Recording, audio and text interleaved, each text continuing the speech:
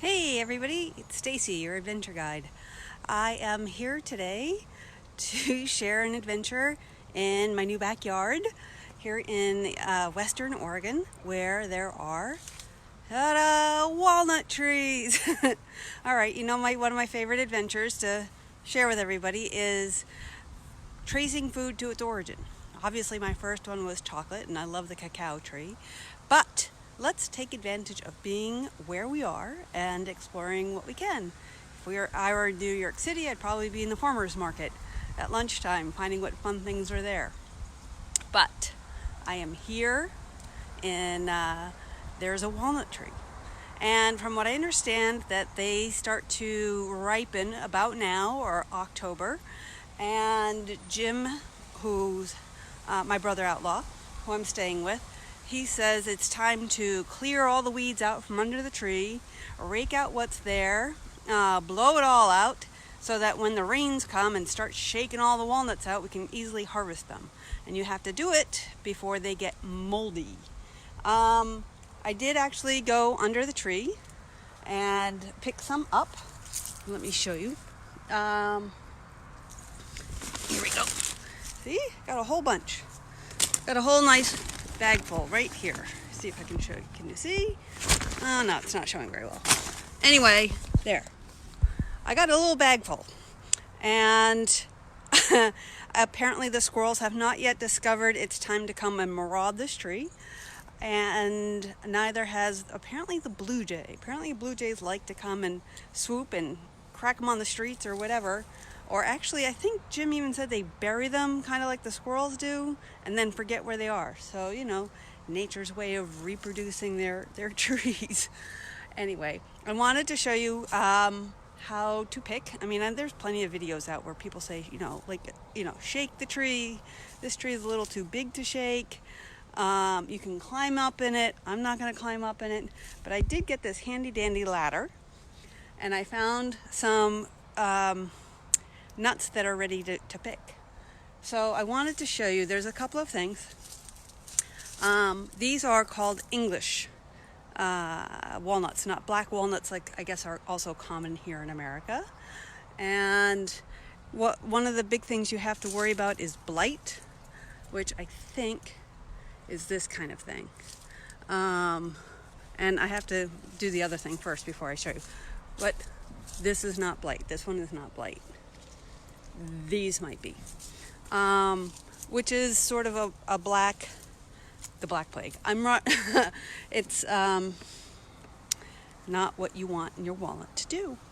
Anyway, so I have gloves because the black part of that walnut, that black plague, is actually apparently some kind of herbicide.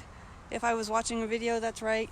And it can kill off a lot of germs or a lot of whatever, but it can also it can be poisonous to horses and poisonous to some dogs, so you have to be really careful.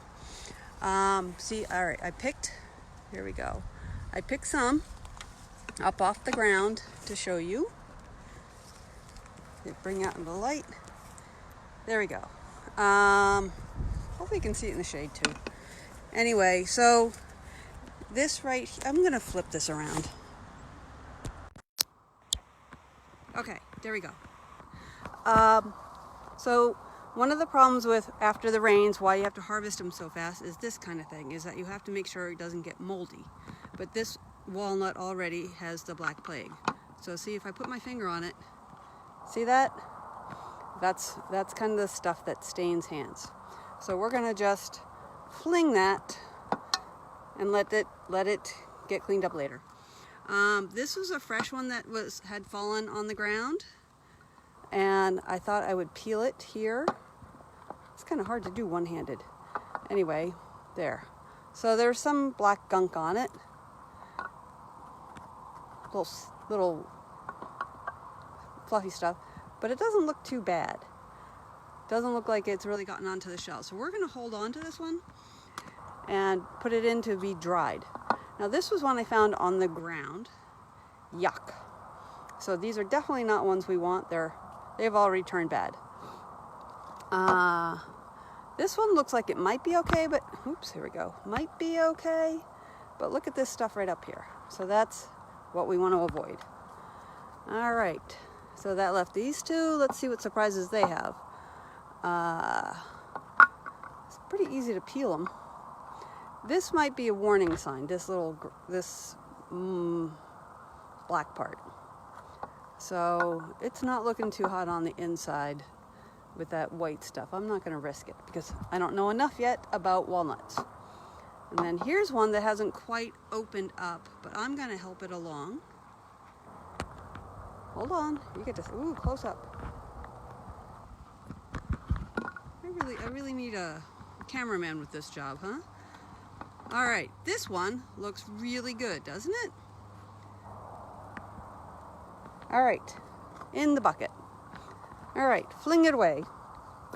And we're gonna go up there. I found a couple of nice green ones, and we're gonna go look at them so I can give you a closer look at what they look like on the tree. Now look, isn't that cute? It's almost like finding a bird in its nest.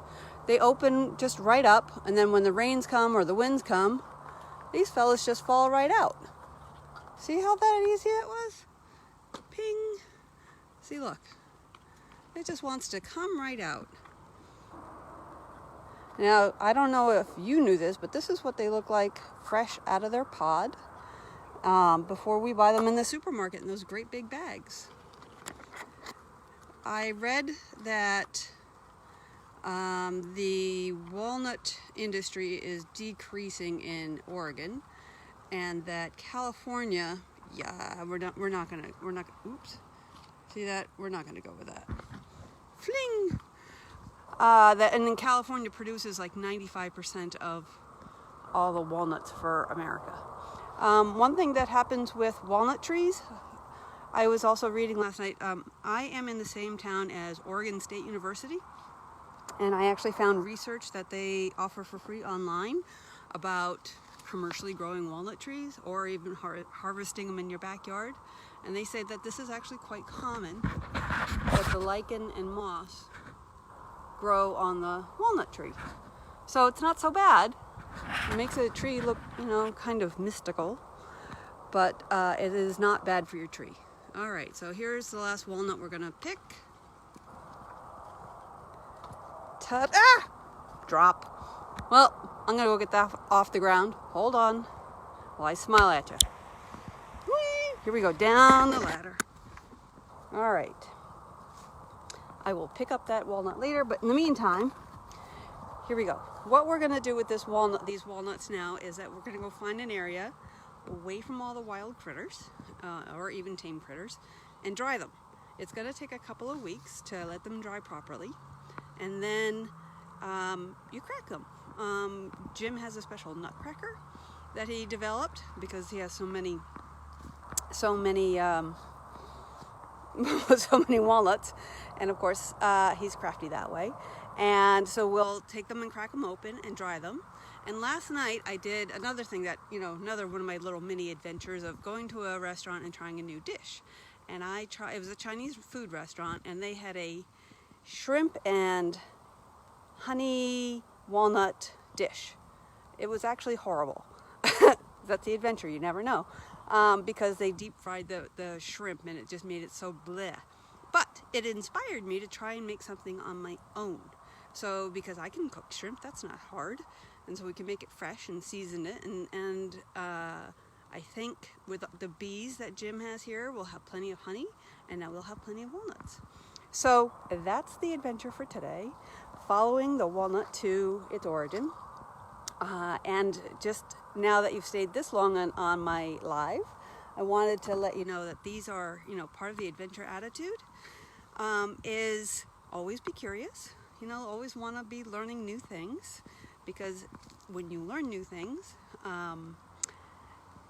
you find out what appeals to you.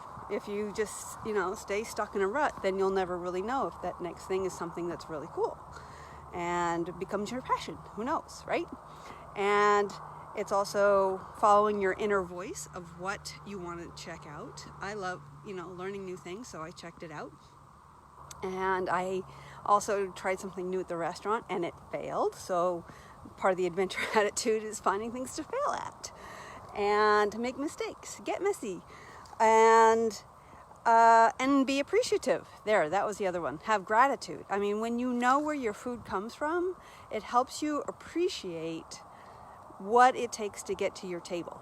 So even if you're not near a walnut tree or a pear tree or have honeybees in your backyard, you can appreciate the process it takes to get to your table. And when you have more gratitude, everything just is easier to deal with. The gratitude covers so much, but anyway, it's something to practice with, is to know and appreciate what it all goes through, that it's not always just as easy as picking it and it's ready to just eat. Yes, you can eat walnuts straight out of the tree, kind of bland and not that great. They taste better when they've been dried, and they're meatier and all that stuff. So anyway, those are the adventure tips. Gratitude, learn new things, get messy. All right, so happy adventure, enjoy your Monday, and take care. Oh, and leave comments and let me know what you think. Cheers.